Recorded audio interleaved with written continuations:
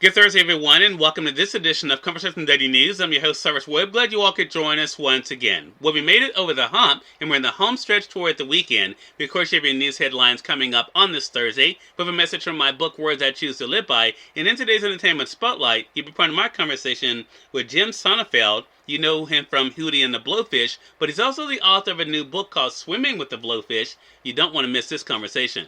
Enjoy today's program. For Conversation Daily News, I'm Cyrus Webb with your Thursday headlines. In national news, Fed unleashes another big rate hike in bid to curb inflation.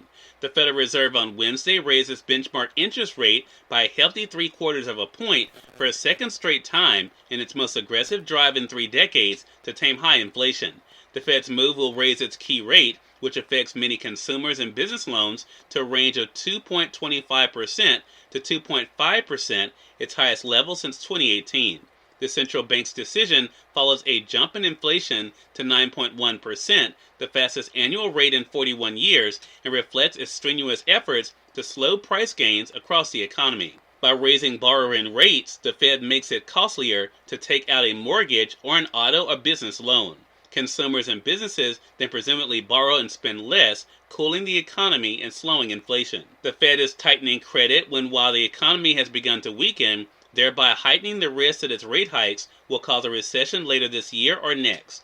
I do not think the U.S. is currently in a recession, Chair Jerome Powell said Wednesday at a news conference in which he suggested that the Fed's rate hikes have already had some success in slowing the economy and possibly easing inflationary pressures. That message, with its implication that the Fed may not have to raise rates so aggressively in the coming months, helped ignite a powerful rally on Wall Street. In more national news, in rare contact, U.S. offers Russia deal for Griner and Whalen. The U.S. has offered a deal to Russia aimed at bringing home WNBA star Brittany Griner and another jailed American, Paul Whelan, Secretary of State Antony Blinken said Wednesday. In a sharp reversal of previous policy, Blinken also said he expects to speak with his Kremlin counterpart for the first time since before Russia invaded Ukraine to discuss the deal and other matters. Blinken's comments mark the first time the U.S. government has publicly revealed any concrete action it has taken to secure the release of Griner, who was arrested on drug-related charges at a Moscow airport in February and testified on Wednesday at her trial. Though it is unclear if the proposal will be enough for Russia to release the Americans, the public acknowledgement of the offer at a time when the U.S. has otherwise shunned Russia reflects the mounting pressure on the administration over Griner and Whalen and its determination to get them home. In more national news, ex-cop sentenced for violating Floyd's rights. A federal judge on Wednesday sentenced 2 former Minneapolis police officers who were convicted of violating George Floyd's civil rights to lighter terms than recommended in sentencing guidelines, calling one truly a rookie officer and describing the other as a good police officer, father, and husband. The U.S. District Judge sentenced one to 3 years in prison and the other to 3.5 years for violating Floyd's rights in the May 25, 2020 killing in which then-Officer Derek Chauvin pinned Floyd's neck with his knee for more than 9 minutes as the 46-year-old man said he couldn't breathe and eventually grew still. The killing, captured in bystander video, sparked protests worldwide and a reckoning of racial injustice. In more national news, parade attack suspect indicted for murder and attempted murder. The man accused of opening fire on an Independence Day parade in suburban Chicago has been indicted by a grand jury on 21 first-degree murder counts, 48 counts of attempted murder, and 48 counts of aggravated battery, representing the 7 people killed and dozens wounded in the attack on a beloved holiday event. Prosecutors previously filed 7 murder charges against the individual. They announced the grand jury's decision to indict him on 117 felony charges on Wednesday. In more national news, ex-CNN anchor Chris Cuomo returning with online and cable shows. 7 months after being fired by CNN, Chris Cuomo is emerging publicly with a new podcast and plans to host a primetime television show, again starting this fall on News Nation. Cuomo made the latter announcement Tuesday on News Nation, a cable news network created by Nexstar Communications in 2020 to replace WGN America. He was interviewed by Dan Abrams, who hosts a primetime show there. And finally, in business news, Wall Street closes higher after new Fed rate hike and earnings. Stocks on Wall Street closed solidly higher Wednesday after the Fed Reserve ratcheted up its campaign against surging inflation by raising its key interest rate 0.75 of a point. The Fed's latest hike lifts the benchmark short-term rate to its highest level since 2018. The S&P 500 gained 2.6%, and the technology-heavy NASDAQ jumped by the most in over 2 years. The Dow Jones Industrial Average also closed higher. Strong earnings from Google's owner Alphabet, Microsoft, and other companies helped lift investors' mood. Stocks have been choppy this week following solid gains last week that were mainly fueled by better-than-expected reports on corporate profits.